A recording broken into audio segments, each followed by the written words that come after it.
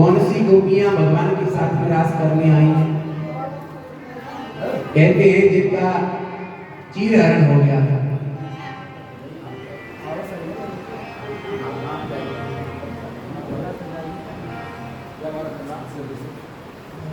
रास बिहारी सरकार के साथ में उन्हीं गोपियों का रास हुआ है जिनका चीरहरण हो गया।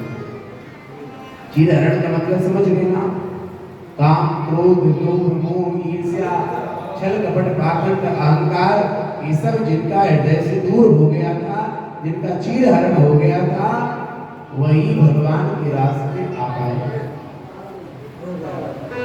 अच्छा, भगवान के रास में कौन आई है? गोपियां आई ना। तो ये गोपियां कौन है पता है? गोपी न किसी लड़की का नाम है, न किसी लड़के का नाम है। गोपी न किसी स्त्री का नाम है, न पुरुष का नाम है। दूसरी गोपी है कौन? जो भगवान के साथ में रास रचाने आई। कहते हैं गोभीर इंद्रिय श्री कृष्ण रसम भगवद रसम पिबती इति सः गोपी। जो प्रत्येक इंद्रिय से भगवद रस का पान करे उसका नाम होता है गोपी। गोपी न किसी पुरुष का नाम है, न किसी स्त्री का नाम। वो माने इंद्रियां, जैसे हमारी जिह्वा। हमारी जिह्वा से यदि हम भगवान का नाम लेते हैं, भगवान का कीर्तन करते हैं, तो हम भी गोपी बन सकते हैं, हम भी भगवान के रास में जाने के अधिकारी। यदि हम अपने मुख से, अपनी जिह्वा से भगवान का नाम न लेकर के इधर उधर की फिजूल बातों में मन लगाते हैं, इधर उधर की व्यर्थ वार्ताएं करते हैं, तो हम भगवान के रास में जाने के अधिकारी नहीं है, चाहे हम स्त्री हो चाहे पुरुष। हम अपने कानों से किसी की चुगली सुनते हैं, किसी की बुराई सुनते हैं, तो हमें आनंद आता है, हमें अच्छा लगता है, तो हम कभी भी भगवान के रास में नहीं जा सकते। और हम अपने कानों से भगवान की कथा सुनते हैं, भगवान का कीर्तन सुनते हैं, और हमें बड़ा आनंद आता है, हमारा हृदय आनंद में मग्न हो जाता है, तो हम गोपी बन सकते हैं, चाहे हम स्त्री हो चाहे पुरुष हो। हमारे मन में भगवान का स्मरण होता है और हमारा मन गदगद हो जाता है, तो समझ लेना आप गोपी बन सकते हो।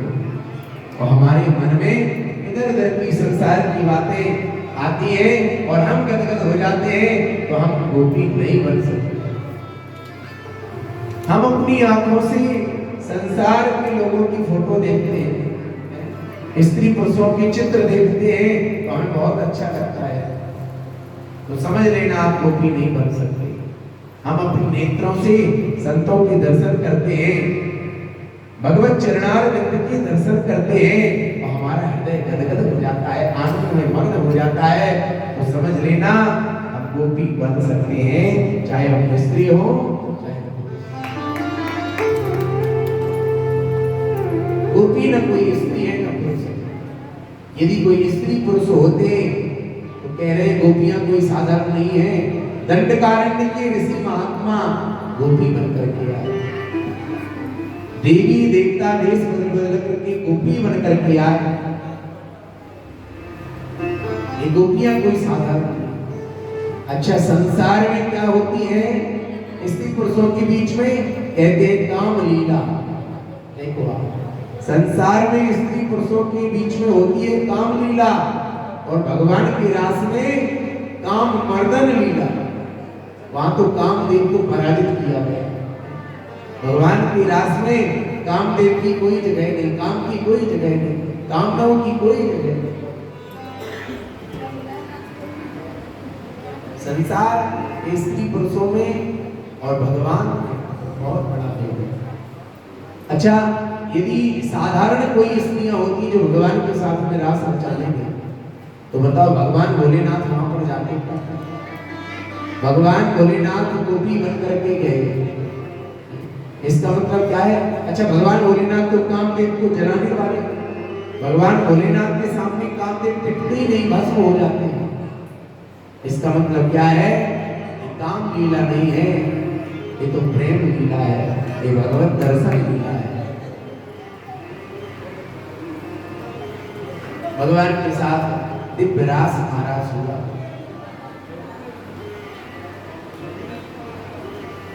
कहते हैं अब रास करते करते करते करते गोपियों के मन में थोड़ा सा अहंकार हो गया। देखिए होता क्या है, जो वस्तु बिल्कुल असाध्य हो और हमें फिर प्राप्त हो जाए तो फिर हम उसका भाव खो देते हैं। भगवान के दर्शन ही दुर्लभ है, लेकिन गोपियों को भगवान के कितने अत्यंत समीप से दर्शन हो रहे हैं, उनका संग प्राप्त हो रहा है, तो गोपियां भगवत भाव को भूल गई। एक गोपी कहने लगी, श्याम सुंदर रास करते करते करते करते हमारे शरीर में गर्मी आ गई, पसीने पसीने हम हो गए, श्याम सुंदर अब रहा नहीं जा रहा है इस गर्मी में। भगवान ने कहा चिंता न करो, और भगवान अपने पीतांबर से हवा करने लगे। एक गोपी कहने लगी, श्याम सुंदर हमारे तो पैर दुखने लगे। कोई कुछ कहता, कोई कुछ कहता। गोपियों को मानो अपने हृदय में अभिमान हो गया और राधा रानी को मान हो गया कि भगवान हमसे कम और सबसे ज्यादा प्रेम करते हैं। तो कहते हैं राधा रानी का मान बढ़ाने के लिए और जिन गोपियों को अभिमान हो गया था उनका घटाने के लिए तत्रैवान्तरधीयता, भगवान राधा रानी के संग में गोपियों के मध्य से अंतर हो गया। गोपियां ढूंढती हुई रास्ते में आ रही हैं। उधर राधा रानी ने विचार किया, ये गोपियां हमें अपनी स्वामी मानती हैं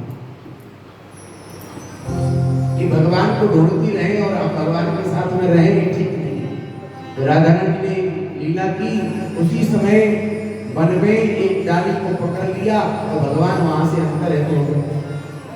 और राधा रानी से सहन नहीं होता कि भगवान थोड़ी देर के लिए भी अलग हो जाए। भगवान का विरह राधा रानी को पसंद नहीं है, उनसे सहन नहीं होता। एक लीला आती है, एक बार श्री राधा रानी और भगवान श्याम सुंदर विराजमान थे यमुना जी के तट पर। भगवान श्याम सुंदर राधा रानी की गोद में सिर रख करके विश्राम करने लगे। राधा रानी ने अपना हाथ श्याम सुंदर के सिर पर रखा, भगवान विश्राम। अब राधा रानी और भगवान इतने अत्यंत समीप में हैं, लेकिन उसी समय दूसरा भाव आ गया, अनुराग की जगह विरह भाव आ गया। और राधा रानी को लगा भगवान तो न जाने कब से हमसे मिले ही नहीं। संयोग में वियोग, संयोग में वियोग भाव, इतने अत्यंत भगवान समीप में है राधा रानी के, इतने संयोग राधा रानी और भगवान का संयोग, लेकिन उसी संयोग में वियोग भाव हो गया। राधा रानी को विरह भाव आ गया कि भगवान न जाने कब से हमसे मिले ही नहीं। अब भगवान हमसे दूर है तो राधा रानी की आंखों से आंसू बहने लगे, आंखों से आंसुओं की धारा बह चली। जैसी धारा बहने लगी तो धारा बहते बहते बहते बहते भगवान श्याम सुंदर के माथे पर आंसुओं की धारा बह चली। टप टप टप टप आंसू। भगवान ने देखा आंसू बह रहे हैं राधा रानी के, मेरे मस्तक पर पूरा गीला हो गया है। भगवान ने कहा राधा रानी आपको क्या हो गया? तब राधा रानी ने नेत्र खोले, श्याम सुंदर आप हमारे अत्यंत समीप में हैं और हमारे अंदर तो भाव हो गया था, आप जाने कब से मिले ही नहीं।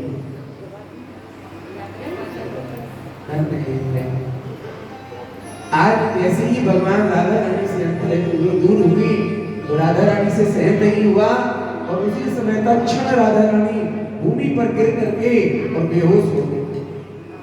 गोपियां ढूंढती हुई रास्ते में आई, जल का सिंचन किया।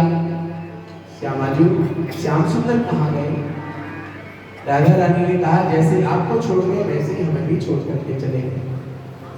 गोपियों ने अन्य लीलाएं की, तब भी भगवान नहीं आए। तो गोपियों ने निश्चय किया कि चलो चलो अब हम लोग जहाँ पर रास्ता चाह रहे थे वहीं पर चलते हैं, यमुना जी के तट पर। और वहीं पर भगवान की याद में एक गीत गाएंगे जिसका नाम है गोपी गीत। और अगर उस गीत की सुनने पर भी भगवान नहीं आए तो हम सब यमुना जी के जल में अपने प्राण त्याग देंगे। जब श्याम सुंदर हमसे दूर हो जाएंगे तो इन प्राणों का हम क्या करेंगे? ये प्राण चले जाते थे सो आज निकल जाएंगे। भगवान जब दूर है तो इन प्राणों को पास में रखने से क्या फायदा? गोपियां आई यमुना जी के तट पर, पुनः पुलिनमागत्य कालिंद्या कृष्ण भावना, पुनः पुलिनमागत्य कालिंद्या कृष्ण भावना, समवेता जनु कृष्णं तदा चिता तद आगमन। गोपियां रो रही है और गीत गा रही है। भगवान ने अपनी भावना को भावित किया। क्यों? बोले आकांक्षिता तदा गमनम, भगवान आ जाए बस यही इच्छा है गोपियों की, और कोई इच्छा नहीं। गीत गा रही है गोपियां। जयति तेदिकं जन्मना प्रजा नयते गिरा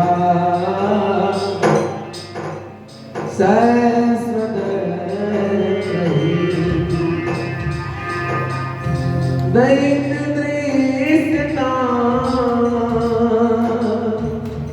दीक्षुता स्वैकृता सब स्वामिबते शरणुदासे साधुजात सरसि जोदर श्री मुसारसा सूरत नाथ ते असुरकदा सिका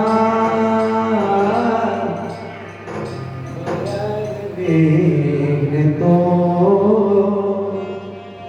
नीतिम बधा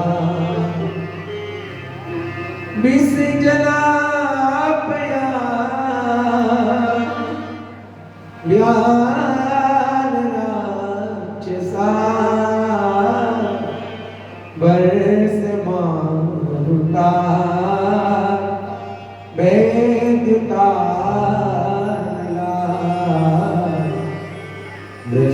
दृश्मयात्मजा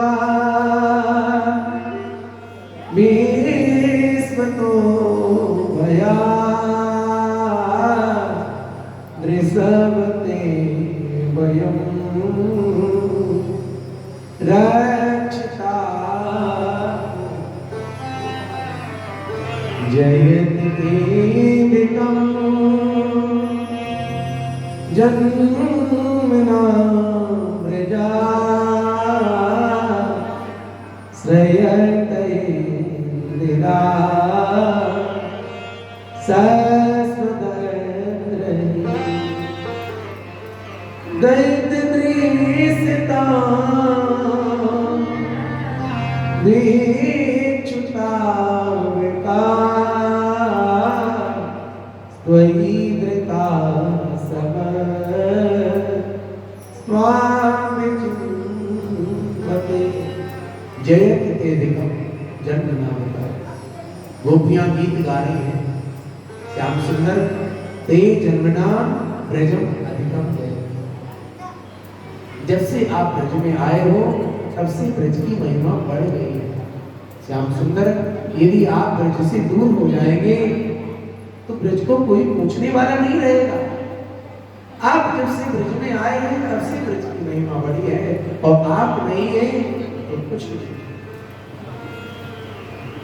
श्याम सुंदर सुरत नाथ ते सुरगदासिका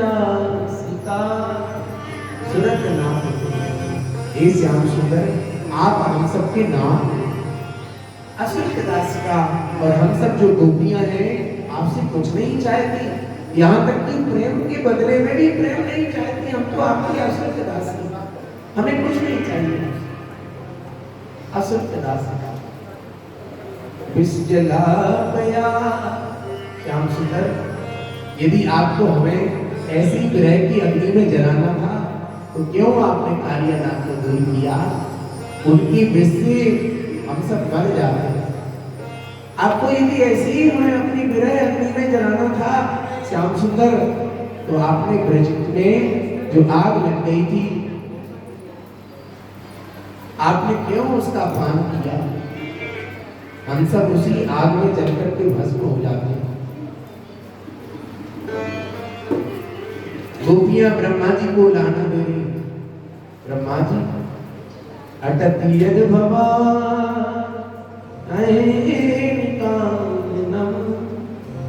त्रुटि योगायते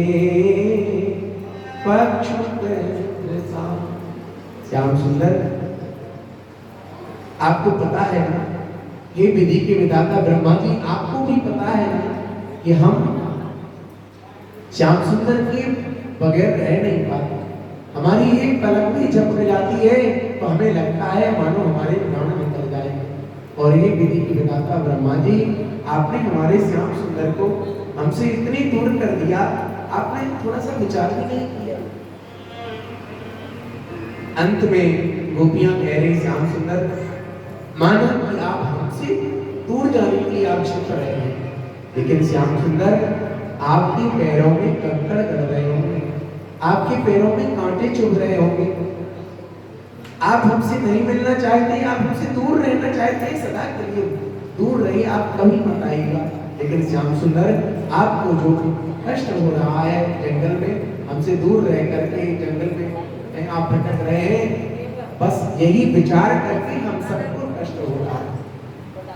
यत्ते सुजात चरणम स्तनेषु पीतासने प्रिय नदी मई गर्कसेषु तेना विमटसितत व्यथतेन किंचित् पूर्वाद में भ्रमति भवगायुषा। श्याम सुंदर, यत्ते सुजात, आपके जो चरण हैं अंकुर माने कमल, आपकी कमल के समान चरण है प्रभु, कमल के समान चरणों में कंकड़ गड़ेंगे, कांटे चुभेंगे। श्याम सुंदर, आपको अपार कष्ट होगा, और आपका कष्ट विचार करके हम सब गोपियों को अपार कष्ट हो रहा है। इसलिए हे श्याम सुंदर, आप आ जाओ। गोपियां रो रही है और गीत गा रही है, गोपियां जोर जोर से रो रही है। रुदु सुस्रम राजन, इसलिए रो रही है, कृष्ण दर्शन लालसा, भगवान के दर्शन के लिए रो रही। अब बताओ, यदि हम संसार के लिए रोएंगे तो शायद तो हमारा रोना न सह पाए। हम संसार के लिए रोते रोते मर जाएंगे, शायद हमारा रोना न समझ पाए। लेकिन अगर हम भगवान के लिए रोएंगे तो भगवान हमारे पास में जरूर है। कोई हमारा रोना सुने न सुने, लेकिन यदि हम भगवान के लिए रोएंगे तो भगवान अवश्य आएंगे। हम रोते हैं संसार के लिए, तो संसार वाले मिलते नहीं हैं। भगवान के लिए रोएंगे तो भगवान मिलते हैं।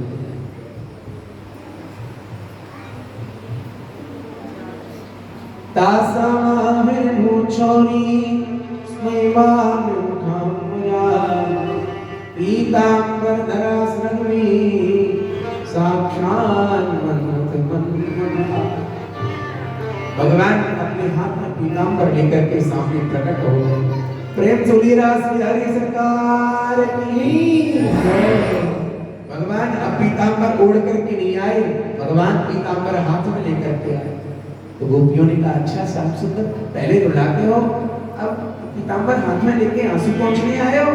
ऐसे कपटी व्यक्ति से हमें बात नहीं करना है, ऐसा कपट जिनके हृदय में भरा है, ऐसे कपटी से हमें बात नहीं करना। पहले कष्ट देते हो और अब कष्ट दूर करने आ गए, हमें कोई मतलब नहीं। बाद में गोपियों ने कहा, अरे अरे ये रूठना रिसाना, बाद में कर लेंगे, पहले अपने श्याम सुंदर को भरी निगाह से देख तो ले, उनसे 2 बात कर तो ले। गोपियां भगवान के पास में आई। भगवान ने कहा देखो गोपियों, बुरा मानने की आवश्यकता नहीं है, हम भी चाह रहे थे कि संयोग की बात में जो वियोग होता है उसमें कितना आनंद आएगा है? और वियोग की बात में जो संयोग होता है उसका आनंद ही कुछ और होता है। जैसे दिन की बात में रात्रि होती है और फिर जब दिन होता है तो हमें दिन का मोल समझ में आता है। यदि दिन की बात में रात्रि ना हो तो हम दिन का मोल नहीं समझ पाएंगे। इसलिए संयोग की बात में वियोग ना हो, मिलन की बात में विरह ना हो, तो मिलन का आनंद कैसे समझ में आएगा। और फिर भगवान दोबारा से मिले तो गोपियों के साथ में भगवान का महारास, पहले हुआ था रास और फिर हुआ महारास। रास रचो है, रास रचो है, रास रचो है, रास रचो है, यमुना के तट पे कान्हा रास रचो है।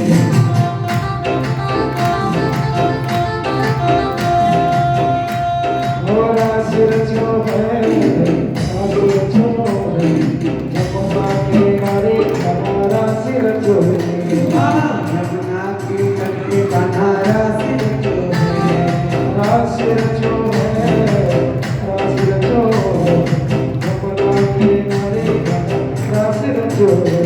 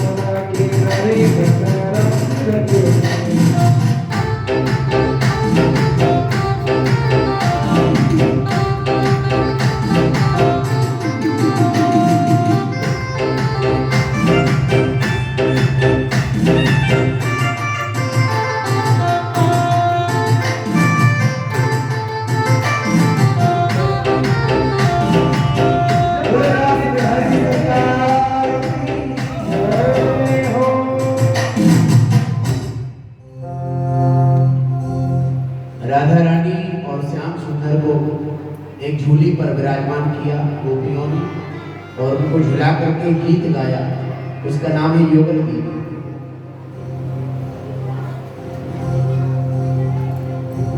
और उसी मध्य में नारद जी महाराज फिर आए। नारद जी ने कहा, प्रभु आप कृपा करो, आप रास महाराज कर रहे हैं, भक्तों को रिझा रहे हैं, अच्छी बात है प्रभु, लेकिन पता है एक कंस, जरासंध, दंतवक्र, विदुरथ ये भक्तों को कष्ट भी दे रहे हैं। भगवान ने कहा, नारद जी अब उसका ही टाइम आ गया, बिल्कुल आप चिंता न करो, आप भी ठीक समय से आए हो और आपको भी हमने ही बुलाया है, आप हमारी प्रेरणा से यहाँ पर आए हो। अब आप संदेशा पहुंचा दो कहां पर, मामा जी के यहाँ, कि हमें भी आना है, तैयारी करो। तो कहते हैं भगवान का संदेशा कौन लेकर के आता है? भगवान का संदेशा संत लेकर के आता है, किसी न किसी रूप में संत आते हैं भगवान का संदेश लेकर। तो भगवान पहुंच गए श्री नारद जी महाराज कहां पर? कंस महाराज के यहाँ पर, मथुरा में। बड़ी सभा में कंस विराजमान थे, नारद जी पहुंचे तो नारद जी को प्रणाम किया। नारद जी ने कहा, महाराज कंस आप बड़े परेशान दिखाई दे रहे हैं। बोले, हाँ क्यों परेशान क्यों न रहे, हमने आज तक जिसको मारने के लिए भेजा, जिसको मारने के लिए भेजा वो लौट के नहीं आया, मारने की छोड़। नारद जी ने कहा, तो फिर काम दूसरा करिए। देखो आप जैसे हम एक काम कर रहे हैं और बार बार उसमें घाटा खा रहे हैं, तो फिर वही काम करें तो कोई मतलब निकलेगा। समझदारी ये है कि फिर अपना काम दूसरा करिए, चेंज करिए, भाई उस काम में आपको फायदा नहीं, दूसरा काम करिए। तो कहा, हाँ हाँ ठीक कहते हैं, तो क्या करें? बोले, अभी तक आप उन्हें मारने के लिए भेजते थे, अब उनको वहां पर मारने मत भेजो, अब उनको अपने यहाँ बुलाओ, प्रेम से किसी प्रकार से बुला लो, और अपने यहाँ तो सभी बलवान होते, अपने यहाँ किसी भी प्रकार से उनको दबोच दे, अपना काम करना है। हाँ ठीक कहते हो। तो नारद जी ने कहा, एक बात बताओ, उनको बुलाने के लिए भेजोगे, किसको भेजोगे? बोले, किसको भेजे? तो नारद जी ने कहा, अभी तक आपने मारने के लिए किसको भेजा था? एक से एक क्रूर को भेजा, बड़े बड़े ऐसे प्रचंड क्रूर हैं, क्रोध करने वाले, उनको देख करके लोग डर जाते। तो नारद जी ने कहा, अभी तक आपने क्रूर को भेजा था तो लौट के नहीं आए, अब भूल से किसी क्रूर को मत भेजना, नहीं तो वो फिर लौट के नहीं आए। अब बुलाने की छोड़ दो, तो बुलाना है तो कैसे, किसको भेजना पड़ेगा? बोले, आप किसी क्रूर को नहीं, आप किसी अक्रूर को भेजना, तो कन्हैया को लेके आ जाए। तो इस बार किसी क्रूर को नहीं भेजा, अक्रूर जी को भेजा। अक्रूर जी पहुंचे वृंदावन में, रथ से जैसे ही नीचे आए, एक उंगली पकड़ी कन्हैया ने, एक उंगली पकड़ी दाऊ भैया ने, और ले जाने लगा। अक्रूर जी की आंखों से आंसू आ गए। कन्हैया, हम तुम्हें लेने के लिए आए हैं, लेकिन तुम मत जाना, तुम मना कर दे, हम तुम्हें लेने आए हैं, तुम मत जाना। दाऊ भैया, तुम्हें लेने आए हैं और तुम हमारे साथ में मत जाना, पता है ना क्या हाल है? कंस ने किसके लिए बुलाया, किस लिए बुलाया? मत जाना। भगवान मुस्कुराने लगे, अरे काका श्री, इतने भाव विभोर जो आप हमारे सामने हो रहे हैं, तो ये सब बातें आप बाबा नंद बाबा के सामने मत करना, ये हमारी बात आप मान। तो अक्रूर जी ने कहा, ठीक है श्याम सुंदर, फिर आप जैसे आगे। नंद बाबा के यहाँ पर जैसे पहुंचे तो स्वागत सत्कार हुआ अक्रूर जी का। तो पूछा, कैसे पधारे? तो कहा, कंस महाराज ने यज्ञ आयोजन किया है, धनुष यज्ञ का आयोजन, बड़ी दूर दूर से राजा आ रहे हैं, प्रजा आ रही है, जनता आ रही है, तो उन्होंने अपने प्रिय भांजों को भी बुलाया है, और नंद बाबा आपको भी बुलाया है, ग्वाल बाल सखाओं को भी बुलाया है, सबको निमंत्रण दिया। तो नंद बाबा ने कहा, अरे अरे हमें ले जाओ, किसी को ले जाओ, अच्छी बात है, लेकिन तुम्हें बालकों को ले जाओगे, पता है कौन है? हमारे बालक नहीं है तो हमारे प्राण है, ये वृंदावन से गए तो मानो हमारे प्राण चले जाए। इतने में कन्हैया ने कहा बाबा, अरे आपका कन्हैया कहीं जाने वाला थोड़ी है, बस आज की बात है, कल वहां जाएगा, परसों, बस 2 दिन में तो वापस आ जाएगा। बाबा 2 दिन की बात है, परसों आ जाएगा कन्हैया। तो यशोदा मैया बाबा ने कहा हाँ हाँ देखो बालकों का मन है जाने का तो इनको चले जाने भैया, बच्चों के सुख में ही सुखी रहते हैं माता पिता। नंद बाबा ने कहा चलो ठीक है। प्रातः काल रथ तैयार हुआ, भगवान रथ पर विराजमान हुए। अक्रूर जी महाराज रथ आगे बढ़ाने वाले थे, इतनी में भगवान ने रोने की आवाज सुनी। पीछे मुड़ करके देखा तो यशोदा मैया रो रही थी। भगवान रथ से छलांग लगाए और दौड़ करके मां के आंचल से निकल गए। मैया तू रोएगी, तेरा कन्हैया चला जाएगा, हो सकता है क्या? कभी नहीं जाएगा। यशोदा मैया ने कहा कन्हैया अब नहीं रोएगी तेरी मैया, कन्हैया तू चला जा। हाँ मैया बस आज जाऊंगा, कल परसों आ जाऊंगा। कन्हैया तू प्रेम से चला जा, माखन की किसी प्रकार की दूध दही की कमी हो तनिक आदेश करना, बड़ी बड़ी गाड़ी बैल हम सब भिजवा देंगे भर। हाँ भैया तुरंत बताएंगे अपनी मैया को। और रथ पर विराजमान हुए। जैसे ही विराजमान हुए तो फिर क्या देखा, हजारों की संख्या में एक झुंड आया सामने से, गोपियों का झुंड, और रथ के सामने विराजमान हो गया। पहले हम सब गोपियों के प्राण जाएंगे और बाद में भगवान वृंदावन से जाएंगे, पहले हम सब के प्राण जाएंगे। भगवान ने राधा रानी को बुलाया, राधा रानी ये सब क्या लीला है, आपको नहीं पता है क्या कि हम क्यों जा रहे हैं? राधा रानी यदि आप एक बार कह दो कि श्याम सुंदर मत जाओ तो हम नहीं जाएंगे। तो राधा रानी ने कह दिया कि आप कह दो कि नहीं जाएंगे। भगवान ने कह दिया वृंदावनम परित्यज्य पादमेकं न गच्छति। वृंदावन को छोड़ करके एक कदम भी कभी नहीं जाए। भगवान ने कहा लो हमने कह दिया राधा रानी अब हम ना जाए कभी, आपको पता है मुझे जाना है, न जाए। राधा रानी ने कहा नहीं नहीं अब आप जाओ। तो ऐसा बोलने के लिए क्यों कहा? राधा रानी ने कहा हमने इसलिए कहा है कि आप ने वचन दे दिया है, अब हम सब इसी वचन के सहारे यहाँ पर रह लेंगे कि भगवान हमारे यही रहते हैं। मथुरा जा रहे हो और कोई कन्हैया, मथुरा जाएंगे तो कोई और कन्हैया, मेरा कन्हैया तो मेरे वृंदावन में है, मेरा कन्हैया तो मेरे वृंदावन में है, चाहे किसको जाना। राधा रानी ने कहा लेकिन जाते जाते एक काम और कर जाओ श्याम सुंदर, जो आपके फेंट में बंसी है इसे आप निकाल करके मुझे दे जाओ, क्योंकि बंसी नहीं बजेगी तो यहाँ के पशु पक्षी मोर सब विवल होकर के प्राण छोड़ देंगे। कि बंसी आज से मैं बजाऊंगी, तो कहते हैं अब से आज भी बंसी बजती है और राधा रानी बंसी बजाती है। बंसी उन्हीं को सुनाई देती है जिन पर राधा रानी की कृपा।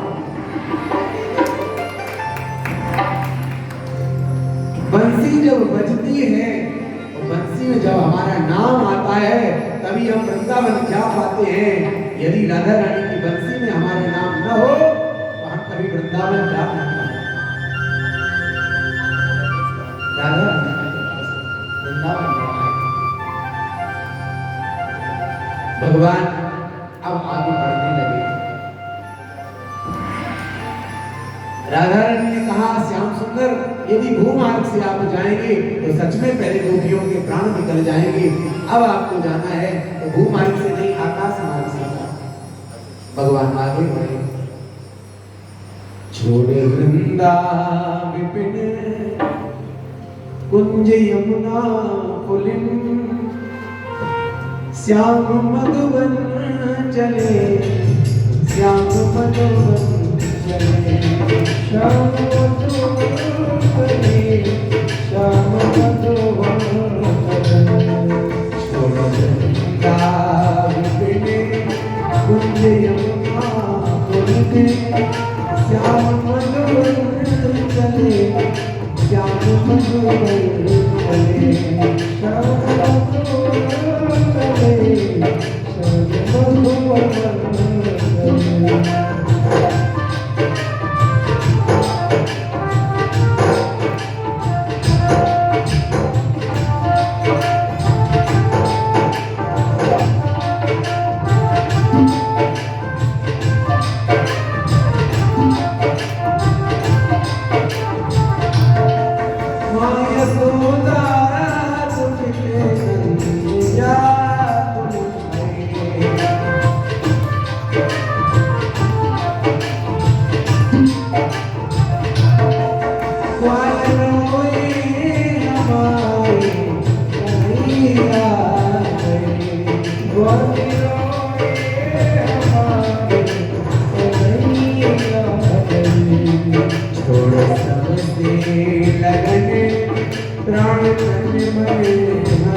श्याम मधुवर चले, श्याम मधुवर चले, श्याम मधुवर चले, श्याम मधुवर चले।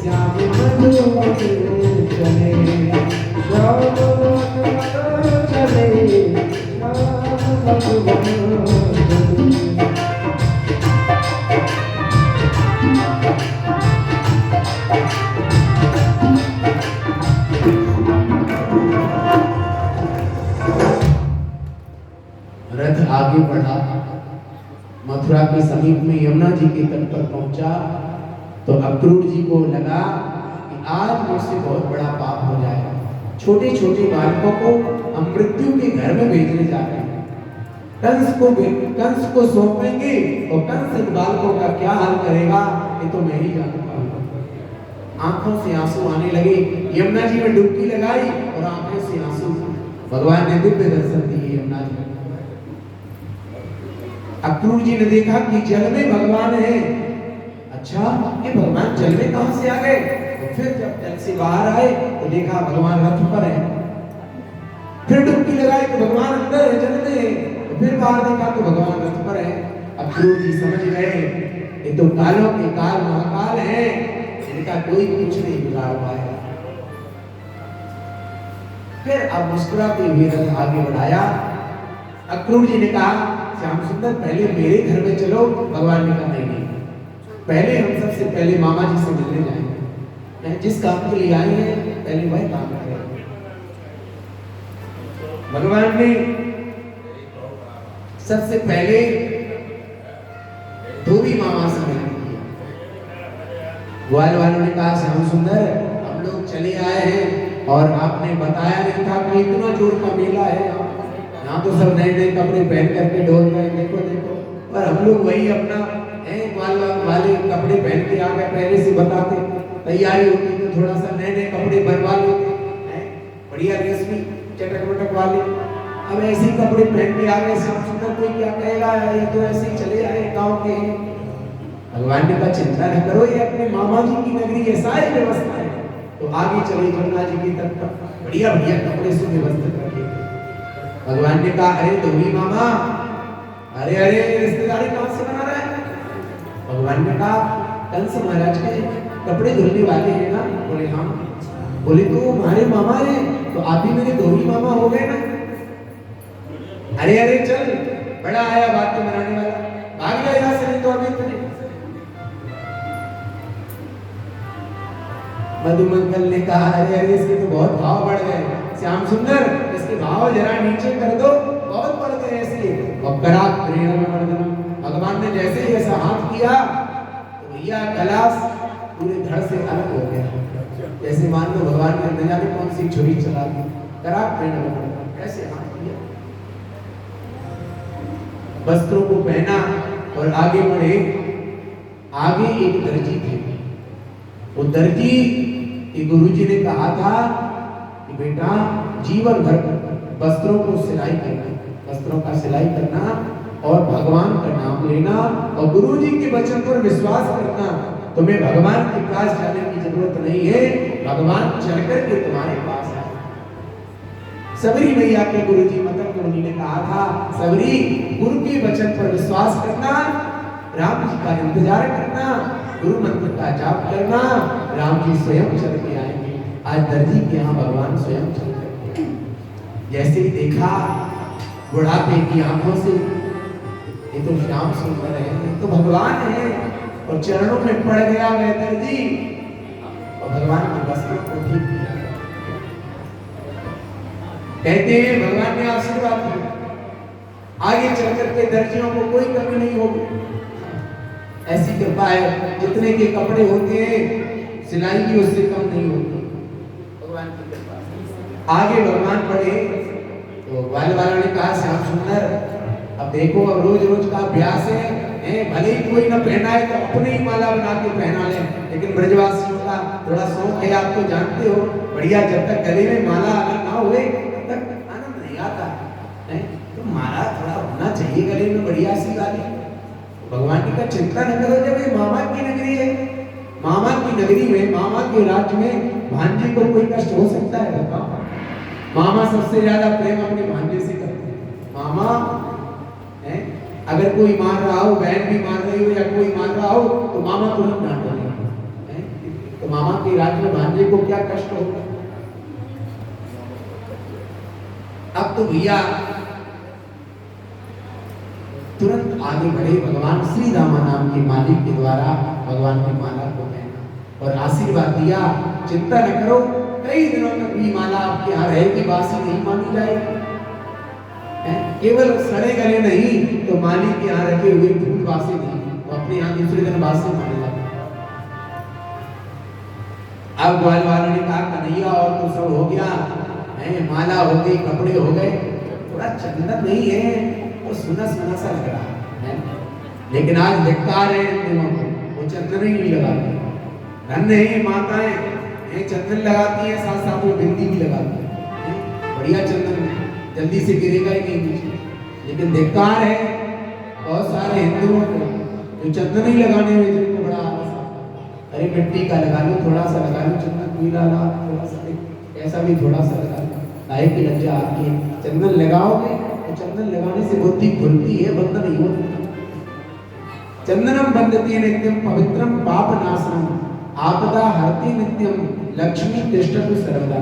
लक्ष्मी जी की कृपा होती है, आपत्ति विपत्ति उनसे दूर होती है जो चंदन लगाते।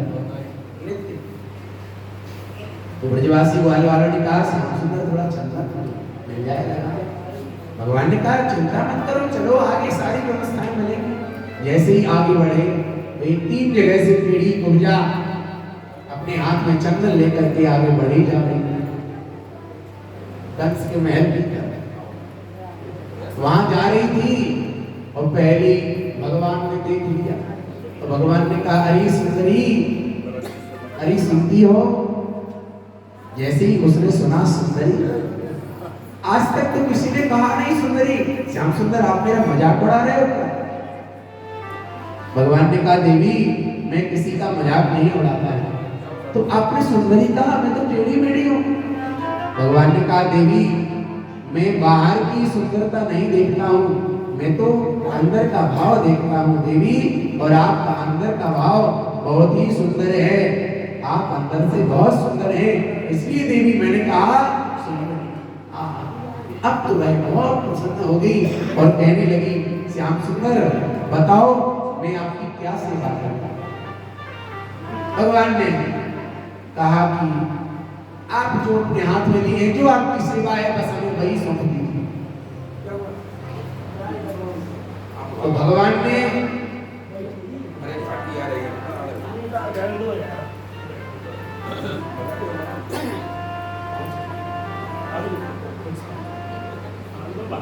और वृंदावन हरि लाल की।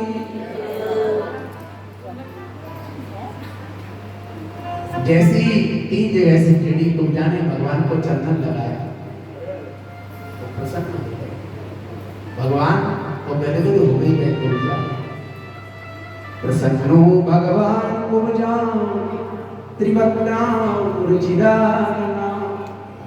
प्रसन्नो भगवान, भगवान उसकी चंदन लगाते ही प्रसन्न हो गए। और भगवान जिस पर प्रसन्न हो जाए तो फिर क्या कहेगा। भगवान ने उसी समय कुब्जा की पैर की एड़ी अपने पैर के अंगूठे और उंगली से दबाया। तो भगवान सिर पकड़ करके ठोड़ी को थोड़ा सा भगवान ने खींचा ऊपर की तरफ, तो 3 जगह से एड़ी मेड़ी कुब्जा सर्वांग सुंदरी हो गई। मुकुंद स्पर्शास, भगवान के स्पर्श मात्र से वह कुब्जा 3 जगह से एड़ी से दिव्य सुंदरी हो गई। प्रेम से बोलिए भक्तवत्सल भगवान, भगवान के स्पर्श मात्र से। अब तो क्या पूछना, अभी तक कुब्जा को कोई पूछता नहीं था। और फिर कुब्जा ने कहा, श्याम सुंदर आप कृपा करो, आप मेरे घर में भी चलो। भगवान ने कहा, वाह अभी तो कह रही थी कि आप हमारी हंसी उड़ा रहे हैं, आप कह रही हो हमारे घर चले। भगवान ने कहा, नहीं देवी अभी समय नहीं आपके घर का, लेकिन हाँ पहले मामा जी से मिलेंगे, फिर काका श्री अक्रूर जी ने भी कहा है उनके घर में भी जाएंगे और आपके भी घर में आएंगे, लेकिन पहले हम जाएंगे मामा श्री से मिलने। भगवान आगे बढ़े। भगवान ब्रजवासी मथुरा वासियों को दर्शन दे रहे हैं। कृष्ण कन्हैया दाऊ भैया ग्वाल भगवान जब आगे बढ़ रहे हैं तो भैया मथुरा वाले अपनी अपनी अट्टालिकाओं पर, माताएं हैं जो युवतियां हैं अपनी अपनी अट्टालिकाओं से झरोखों से झांक रही हैं, और ग्वाल वाले हैं वो सब बाहर आकर के श्याम सुंदर का अभिनंदन कर रहे हैं, प्रणाम दर्शन कर रहे हैं। एक नई ब्याही को उसके मन में भी इच्छा थी हम भी दर्शन करें। अपनी सासू माँ से कहा, माँ हम भी श्याम सुंदर के दर्शन करें, चलो आपके साथ में चल कर। तो सासू माँ ने कहा, अरे अरे बहू तुझे शर्म नहीं आ रही है? तू वहां जाएगी दुनिया के लोग देखेंगे क्या कहेंगे कि देखो। कहा बहू तू बाबरी शर्म न आवे तो बदन खोल ठाड़ी भई कहा कहेंगे तो बहू ने कहा, अरे सासू माँ कोई कुछ नहीं कहेगा, क्यों कोई रिश्वत दे रखिएगा। बहू रानी बोली, नहीं नहीं माँ सुनो सास जी बचन मन कछु न कही है जो, और नंद नगन को छोड़ के हमें निरखी है कोई। अरे आज कोई किसी को नहीं देखेगा, आज तो सब कोई श्याम सुंदर को देखेंगे, तो चलो हम भी। भगवान कंस महाराज के दरबार पर पहुंचे, वहां एक हाथी को खड़ा किया था, कुबलिया के नाम था, उनके साथ महाभारत, उसको इतना मदिरा का पान कराया गया था कि बिल्कुल पागल हो जाए है, और जो इसके सामने आए उसको दबोच ले। भगवान के स्वागत के लिए वही दरवाजा सजाया गया था, आम जनता के लिए दूसरा दरवाजा, भगवान के लिए, और उसी पर मदिरा का पान करके शराब पिला करके हाथी को खड़ा किया। और भगवान ने उस हाथी की सूंड को पकड़ा और घुमा करके अपने धाम को भेज दिया। भगवान आगे बढ़े, भाई धनुष की पूजा थी, धनुष या तो भगवान ने कहा भगवान का धनुष है, चलो प्रणाम करने बोले बाबा। आगे बढ़े तो भगवान ने कहा, भैया इस धनुष की हम पूजा कर सकते हैं? तो सब सैनिकों ने कहा जो धनुष की रक्षा में थे, हाँ क्यों नहीं भैया, यहाँ पे सब धनुष के दर्शन करने आ रहे। तो भगवान ने कहा हम भी कर रहे, बोले हाँ। भगवान ने फिर कहा इस धनुष को हम छू सकते हैं? तो बोले हाँ, छू के प्रणाम कर लो, से करके प्रणाम कर सकते हैं। तो भगवान ने कहा भैया इस धनुष को हम उठा सकते हैं? अब तो भैया बड़े बड़े पहलवान लोग आते नाते सब जोर जोर से ठाके मार करके हंसने लगे, अरे अरे जिसको 1000 व्यक्ति भी मिलकर के डिगा नहीं सकते उसको ही बालक उठाने की है। जब तक लोग जोर जोर से हंसते, और भगवान ने एक हाथ से उठाया और 2 टुकड़े कर दिए। एक टुकड़ा लिया दाऊ भैया ने, एक लिया कृष्ण कन्हैया ने, आगे बढ़े, पहुंच गए सभा के मध्य में। कंस महाराज ने कहा आओ आओ भाइयों, आपका स्वागत है। पता है हमने पूरी दुनिया को बताया है कि हमारे भांजे बहुत पहलवान हैं, इसलिए हमने मल्लशाला का आयोजन किया है। आओ इन पहलवानों से मिलो। पहलवानों को पढ़ा दिया था कि जैसे ही दोनों बालक आएंगे और इनको दबोच लेंगे। जागी रही भावना जैसी, प्रभु मूरत देखी तिमित ऐसी। उन पहलवानों को लगा यार हम तो पहलवान हैं, लेकिन ये तो हमें लगता है पूरा लोहे का शरीर है, तो वज्र है लोहे का, ये तो लोहे का वज्र सामने आ गया है। और भगवान ने उन पांचों पहलवानों का उद्धार किया। सल, तोसल, चाड़ू, मुष्टि और कूप, पांचों पहलवानों का उद्धार किया। कंस महाराज की चोटी पकड़ ली। अरे भांजे कष्ट हो रहा है, मामा याद करो चोटी पकड़ी थी आपने मैया की, हैं आप घसीटने वाले थे, तलवार निकाल के मारने वाले थे, उनको भी कष्ट हो रहा है। मामा मैया ने हमें बताया है, लाला जहाँ भगत को तुम पकड़ ले ना, बीच मझधार में छोड़ियो, पार लगा के छोड़ियो, मामा अब भव सागर से पार रह जाओ। बोलो कंस मर्दन भगवान की जय।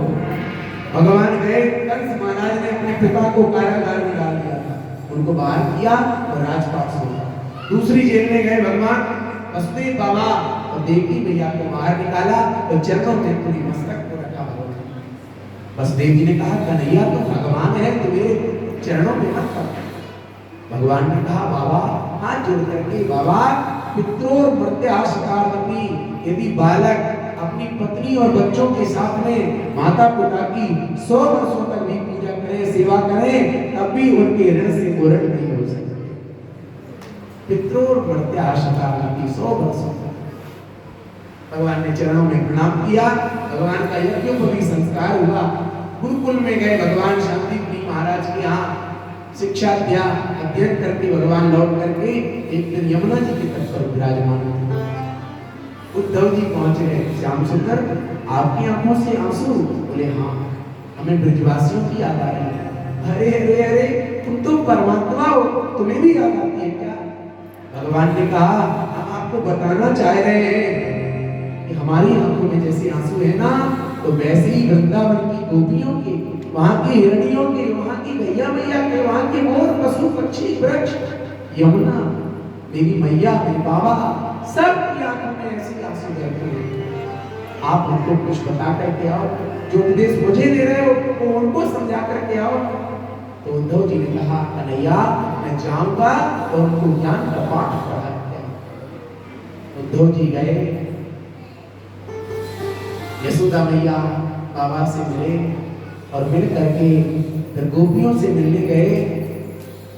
गोपियों के समीप में पहुंचे, उसी समय भौरा गोपियों के मध्य में आया, तो उस भौरे को लक्ष्य करके गोपियां उद्धव जी को सुना रही। मधुकित बंधो मास प्रसाद ऋण सपत्निया। मधु, हे मधु, मधु पीने वाला भौरा तू काला है ना, ऐसे ही तो कृष्ण कन्हैया काला है। और ये जो जितने काले होते हैं ना सब कपटी होते हैं, तू भी कपटी है, जैसे कन्हैया कपटी है ऐसे तू भी कपटी है। मांस प्रसाद कर मेरा स्पर्श मत कर दो। अरे अरे क्या बिगाड़ा था बाली ने, एक भाई को गले लगाया और दूसरे को मार दिया। एक कपटी है। अरे अरे क्या बिगाड़ा था बलि ने, 3 पग भूमि देने का संकल्प किया था, और न जाने कितने बड़े बन गए, और उसका कोई पल में सब छूट। अरे अरे काली सब कपटी है। कहा इनसे जो प्रेम कर लेता है, सपदी ग्रह कुटुंबम दीन मुसृज दीना, जो इनसे प्रेम कर लेता है वो घर द्वार सब छोड़ करके वृंदावन अयोध्या चित्रकूट में भजन करने चला जाता है, सब छोड़ देता है। सपदी ग्रह कुटुंबम, पत्नी बच्चा परिवार धन संपत्ति सब छोड़ करके चला आता है, लेकिन फिर भी उनको धन संपत्ति नहीं देते। क्यों? क्योंकि काले सब कपटी हो। हो रहा है इतनी में चला गया, राधा रानी ने कहा अरे कहाँ चले गए? तो कुछ ही क्षणों के बाद में भौरा पुनः आ गया। तो गोपियों ने कहा देखो ये तो हमारे प्रेम के उद्गार थे, श्याम सुंदर से कोई बात नहीं है, उनसे कह देना आपके प्रेमी भक्तजन बड़े प्रसन्न हैं। यदि आपके वृंदावन में आने में अगर थोड़ा सा भी कष्ट होता हो, आपका कोई काम रुकता हो, आप जीवन भर मत आना, हम सब प्रसन्न हैं, हम सब आपके भक्त हैं, हम सब आपके दासी दास हैं, हमें बस इतना ही बहुत है हमारे लिए आप आओ ना आओ, कभी मत आओ, हमें कोई आवश्यकता नहीं, बस आप प्रसन्न रहो। प्रेमी की प्रसन्नता में ही प्रसन्न रहना, यही तो प्रेम है। उद्धव जी के आंखों से आंसू की धारा बह चली। अरे अरे, जिनको हम गंवार गालियां समझ रहे थे, जिनको हम गंवार समझ रहे थे, ये गंवार नहीं है, इनको तो वेद वेदांत सिद्धांत समझा। उधो सुधो ने गयो सुन गोपिन बोल, ध्यान बजाई ढोलगी प्रेम बजायो,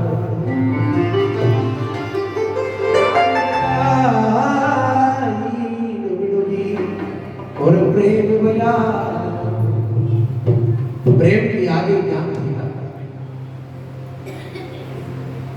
गोपियां कह रही ये तो प्रेम की बातें हैं उधो, बंदगी तेरे बस की नहीं है, ये तो प्रेम की बातें हैं उधो, बंदगी तेरे बस की नहीं है, ये तो प्रेम की बात है वो, बंदगी तेरे बस की नहीं है, ये तो प्रेम की बात है वो।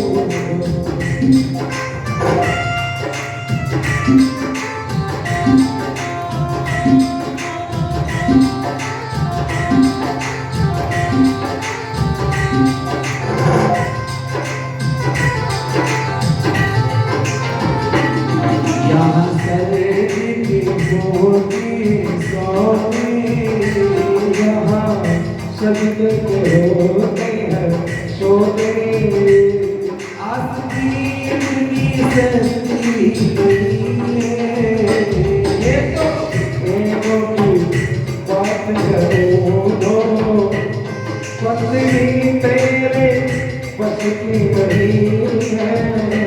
बजाओ ताली।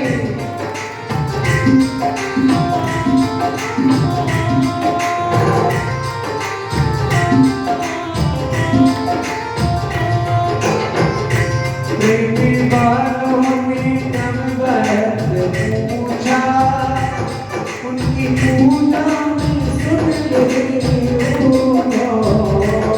प्रेम वालों ने, हरे प्रेम वालों ने कभी भक्त पूछा, उनकी पूजा में सुन ले यहाँ नम में होती है पूजा, यहाँ नम होती है पूजा, सर झुकाने की फुर्सत नहीं है, ये तो प्रेम की बात है वो, बंदगी तेरे बस की नहीं है, ये तो प्रेम की बात है वो।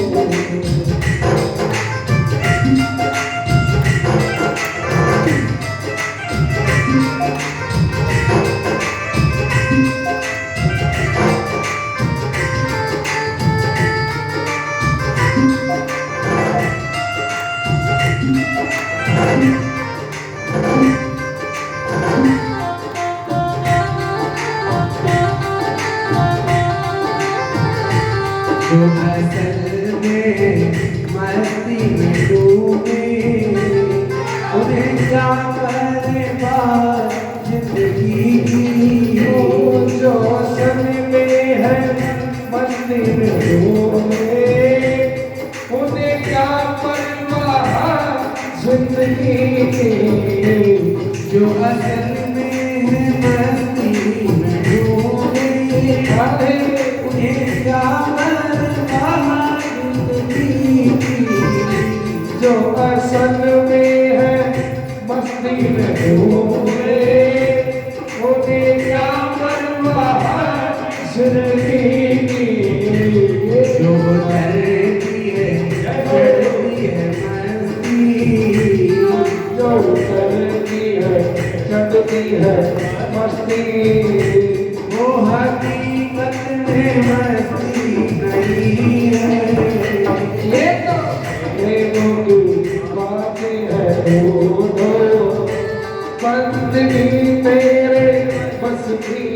नहीं है, ये तो प्रेम की बात है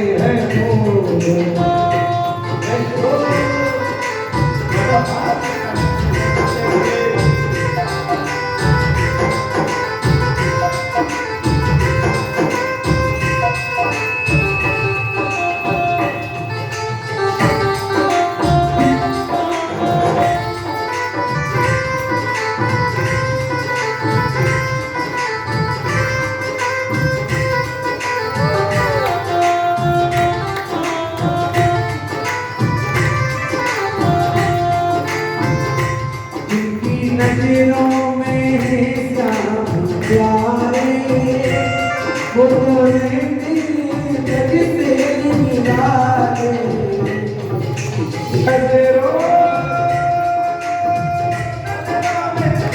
नजरों में है श्याम प्यारे, वो तो रहते हैं जग से न्यारे। जिनकी नजरों में मोहन समाए,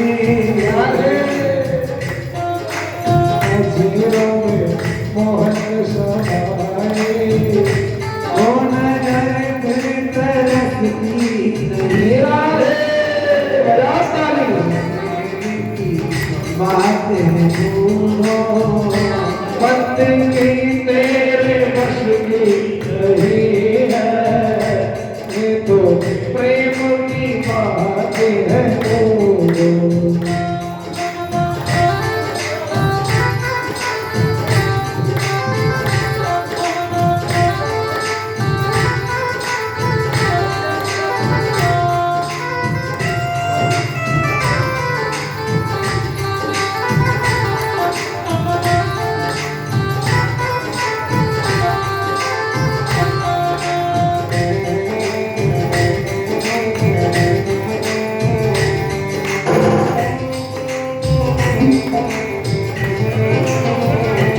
यहाँ दम में होती है पूजा, यहाँ दम में होती है पूजा। सर झुकाने की फुर्सत नहीं है, ये तो प्रेम की बात है भूलो। बंदगी तेरे बस की नहीं है, ये तो प्रेम की बात है भूलो। ये तो प्रेम की बात है बोलिए वृंदावन बिहारी लाल। उद्धव जी ने सारा वृत्तांत भगवान को सुनाया। भगवान ने उद्धव जी को गले से लगाया। कंस महाराज की दो पत्नी अस्थि प्राप्त अपने पिता जरासंध से कहा कि पिताजी, हमारे पति कंस को वसुदेव जी के दो छोरा हैं, कृष्ण कन्हैया दाऊ भैया, उन्होंने मारा। तो जरासंध आए, 17 बार अक्षौणी 23 अक्षौणी सेना लेकर के हार गए। 18वीं बार सोचा ऐसे लड़ने से कोई फायदा नहीं, कुछ और करो। तो क्या करो, शत्रु की कभी पहचान लो। तो ब्राह्मणों को बुलाया, संतों को बुलाया और उनसे कहा कि बताओ सबसे बढ़िया पूजा अनुष्ठान कौन सा है, उसको आप करिए। आपकी जो इच्छा हो सो आप पूजा करिए, पाठ करिए, और आपको हम इतनी दक्षिणा देंगे, इतनी दक्षिणा देंगे। यदि हमारा संकल्प पूरा हो जाएगा कि 10 पीढ़ियों तक आपको कहीं जाना नहीं पड़ेगा, कितने लुटाना तो कम नहीं पड़ेगा, इतनी दक्षिणा देंगे।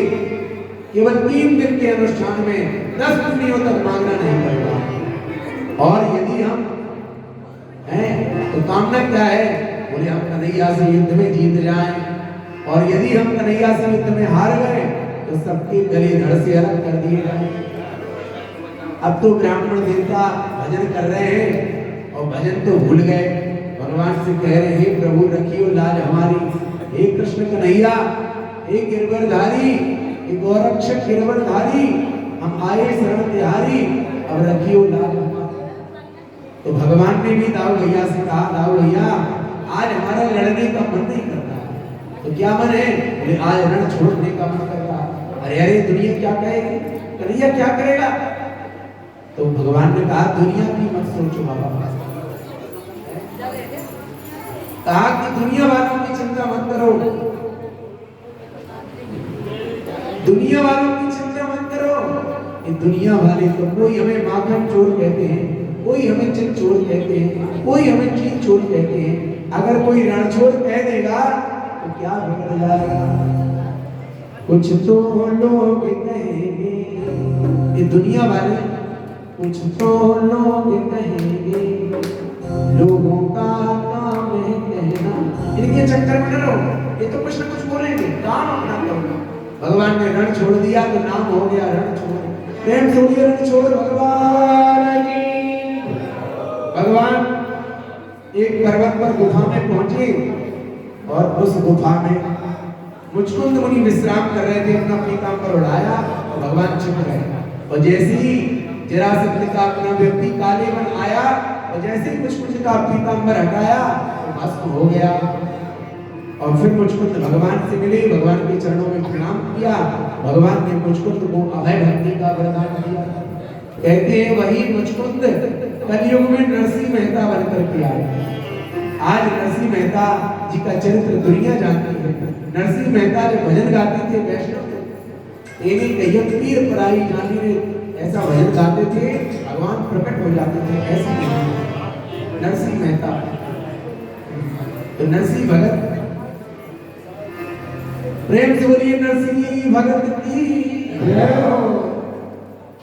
वैष्णव जन को तेने कहिया पीर पराई जान लगे। वैष्णव जन तो तेने कहिया, वैष्णव जन तो तेने कहिया, पीर पराई जान लगे। वैष्णव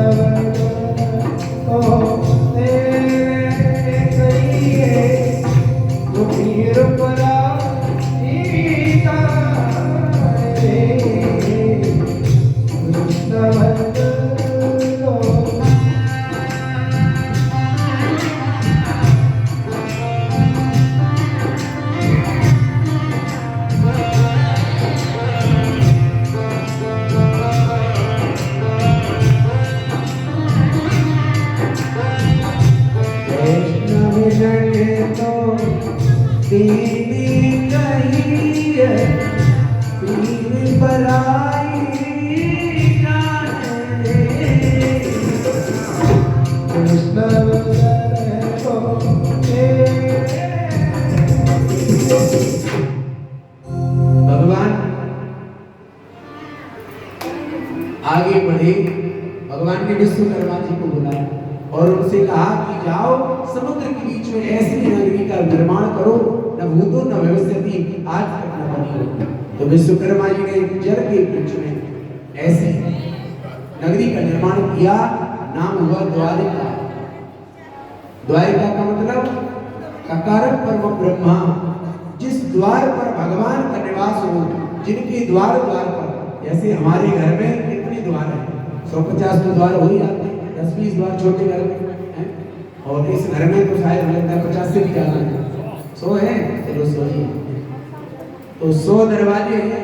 तो भैया द्वार, जिस घर में द्वार द्वार पर भगवान का निवास हो, हरि का निवास हो, तो कहते उसका, उस नगरी का नाम होता है द्वारिका। प्रेम सूरी द्वारकाधीश भगवान की। भगवान अपनी नगरी में पहुंचे और एक राजा थे देवत, ब्रह्मा जी से परामर्श लेकर के आए, बेटी का विवाह किससे करें? तो ब्रह्मा जी ने बताया बलराम जी से। अपनी बेटी रेवती का विवाह बलराम जी के साथ में किया। प्रेम से बोलिए रेवती रमण भगवान की जय। और कहते हैं दूसरे ही दिन एक मुंडनपुर के राजा महाराज भीष्म, उनकी बेटी रुक्मिणी विवाह करना चाहती थी भगवान के साथ। इनके पिता भीष्म, इनके नगरवासी, समस्त कुंडनपुरवासी चाहते थे कि हमारी रुक्मिणी का विवाह भगवान के साथ में हो, क्योंकि नारद जी ने बताया था रुक्मिणी के लिए यदि सुयोग वर है तो उनका नाम है श्याम सुंदर, और इसके अलावा और किसी से इनके गुण मिल ही नहीं सकते भगवान को छोड़कर।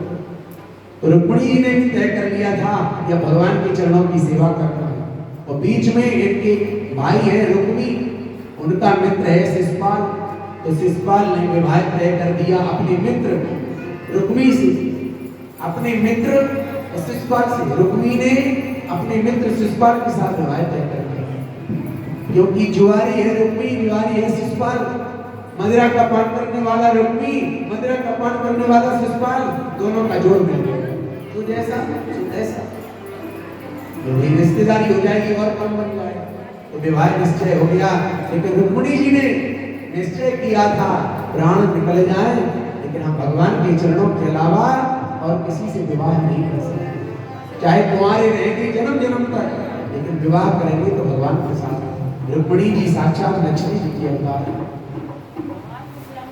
अब तो भैया क्या करें, तो कहते हैं नारद जी के हाथ से रुक्मिणी जी ने पत्र भेजा, हे श्याम सुंदर, हमने आपके गुणों को सुना है, हमारे पिता ने, हमने नारद जी के मुख से आपके गुणों को सुना। तो मेरे पिता, मैं, समस्त पुण्य वासियों ने निश्चय किया था कि आपके साथ विवाह हो, लेकिन बीच में ही न जाने क्या लीला हुई है प्रभु, हम आपके अलावा और किसी से विवाह नहीं कर सकते, ये जीवन की बागडोर आपके हाथ में है।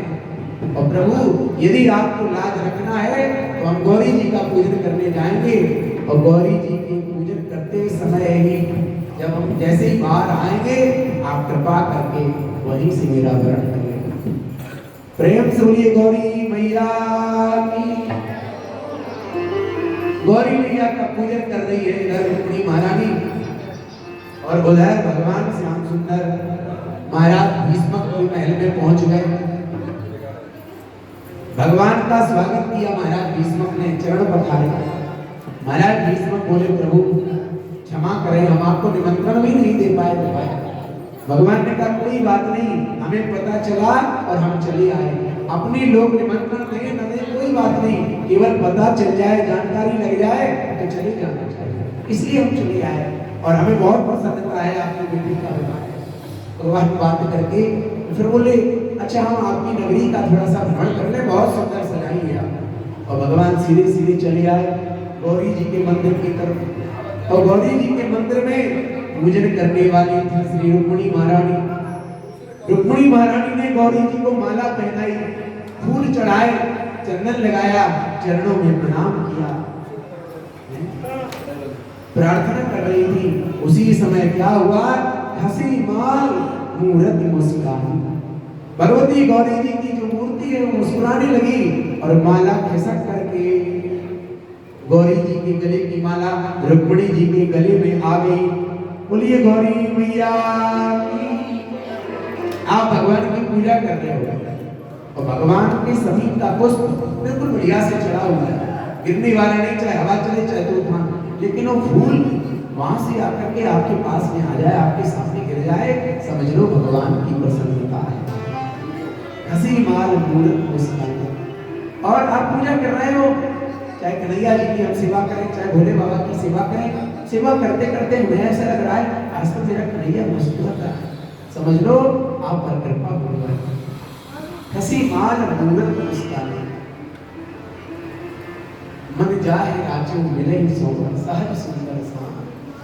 गौरी मैया प्रसन्न हो गई, और जैसे ही गौरी मैया आगे बढ़ी मंदिर से बाहर आई, और मंदिर से बाहर जैसे ही आई तो वहां पर इंतजार कर रही थी, कौन इंतजार कर रहे थे, भगवान श्याम सुंदर। भगवान श्याम सुंदर ने अपना हाथ आगे बढ़ाया, और रुक्मिणी महारानी ने भी हाथ आगे बढ़ाया। भगवान ने रुक्मिणी जी को रथ में बिठाया, और जितने वहां सैनिक थे सब कह रहे भैया धन्य है, आज तक इतनी सुंदर जोड़ी नहीं देखी, आज हमारे नयन सफल हो रहे हैं जो हम लोग ऐसी सुंदर जोड़ी के दर्शन कर रहे हैं। बोले युगल सरकार की, जुगल जोड़ी सरकार की। और भगवान आगे बढ़े तो इतने में भैया शोर हो गया, भैया ले गया ले गया ले गया, भैया जिसकी रक्षा के लिए बैठे थे हम लोग, उन्हीं रुक्मिणी जी को ले गया। अरे भैया कन्हैया ले गया, और कन्हैया ले गया भैया कन्हैया ले गया।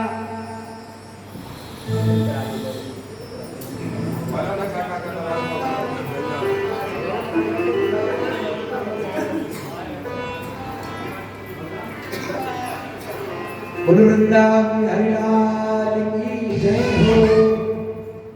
रुक्मिणी महारानी पूजन करने के बाद में आई, भगवान ने उनको रथ में बिठाया और जैसे ही आगे बढ़े तो उसी समय शोर हो गया कि कन्हैया तो ले गए। भैया उसी समय शिशुपाल, दंतवक्र, विदूरथ, जरासंध सबकी बुद्धि मारी गई और सब घबराए, सब भगवान से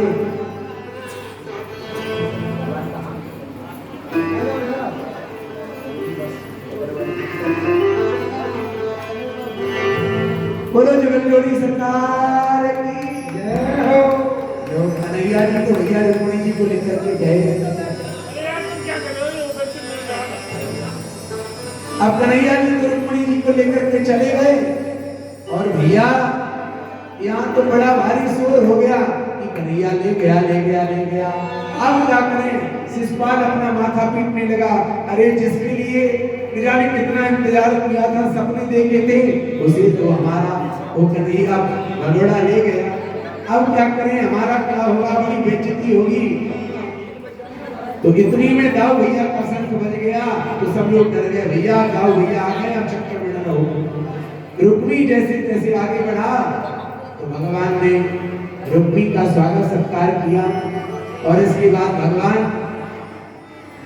द्वारकापुरी में पहुंचे रुक्मिणी महारानी के साथ में। दाऊ भैया ने पूरी द्वारका नगरी को सजाया, दिव्य मंडप बनाया और उसी समय भैया रुक्मिणी महारानी का भगवान श्याम सुंदर के साथ में दिव्य मुहूर्त में विवाह उत्सव संपन्न हुआ। प्रेम से बोलिए दुल्हा सरकार की और रुक्मिणी महारानी की। भगवान का विवाह संपन्न द्वारिका में हुआ और यहाँ पर भी हम लोग संपन्न करेंगे। सभी लोग सर ऊपर कर पहले दो। भगवान की जयमाला होगी। भगवान आए हैं द्वारका फूल, भगवान आए हैं बैठना सीधा फूल से भगवान का स्वागत करिए।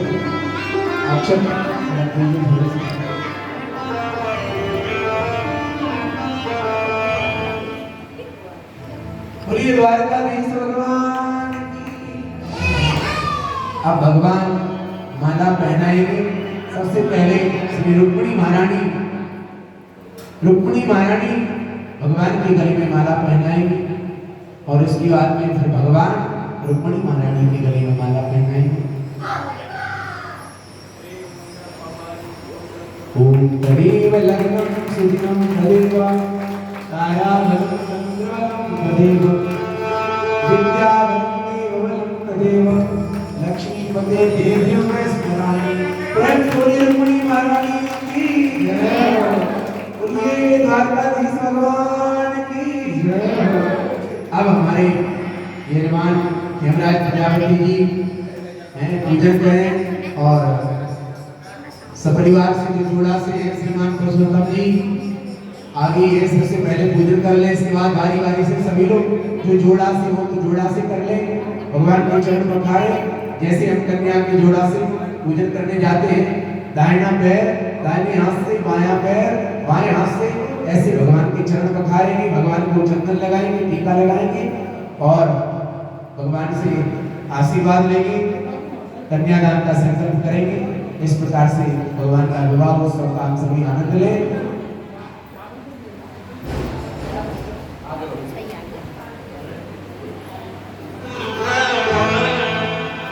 दुल्हा बनी है नंदला, रुक्मिणी दुल्हन बनी।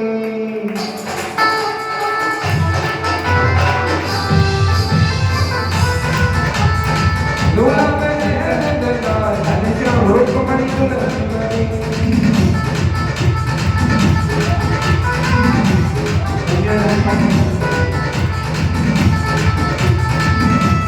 रुक्मिणी दुल्हन बनी, रुक्मिणी दुल्हन बनी। दूल्हा बने हैं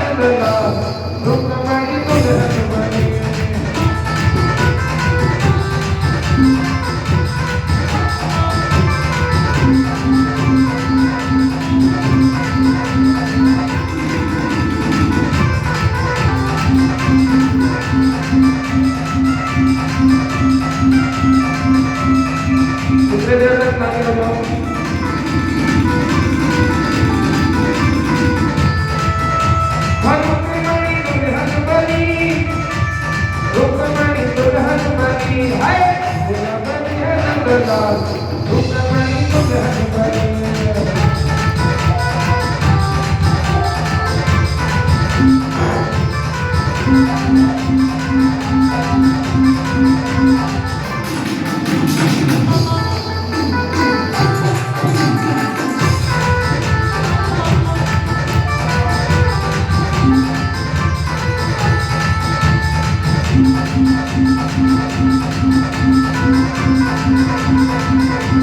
रुक्मणी पहने सतर की साड़ी है रुक्मणी पहने सतर की साड़ी रुक्मणी पहने सतर की साड़ी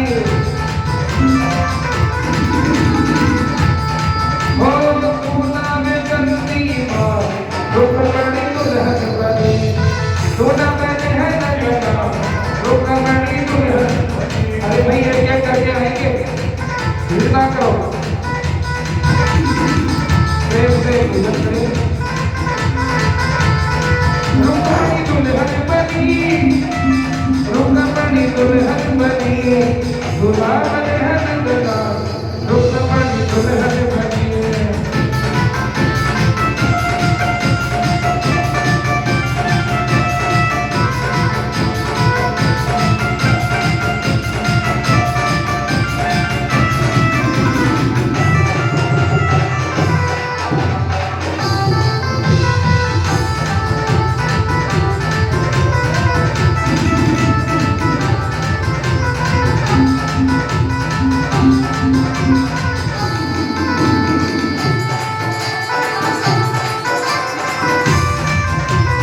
रुक्मणी पहने मोतियों की माला रुक्मणी पहने मोतियों की माला मोतियों की माला रुक्मणी पहने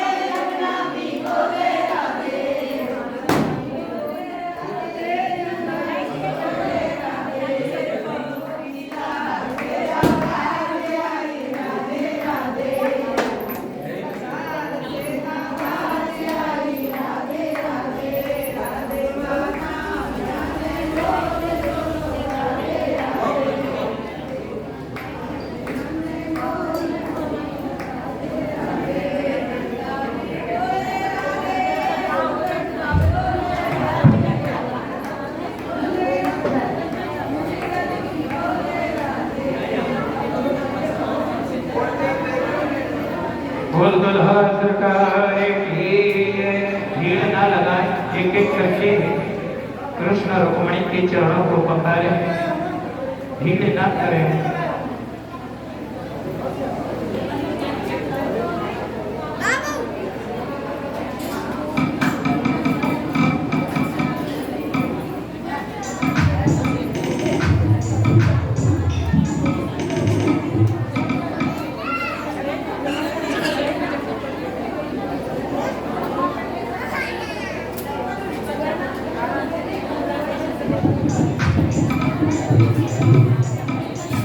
कोई भी जाएगा नहीं, आप प्रसाद लेकर के सब लोग जाना।